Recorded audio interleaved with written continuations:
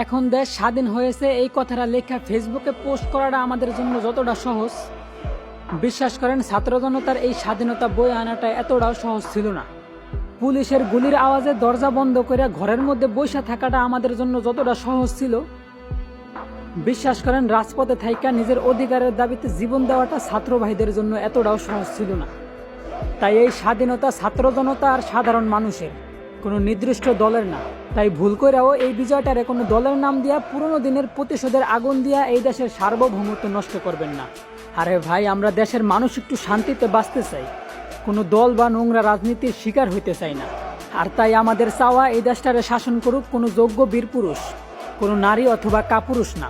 আরও শৃঙ্খলা করতে পারেন যদি সাধারণ মানুষরা আবারও রাজপথে দেখতে চান, কারণ এমন যুদ্ধ আমরা হাজারবার করব যতক্ষণ না এই দেশের রাষ্ট্রীয় ধর্ম হবে ইসলাম আর বিধান হবে আল কোরআন।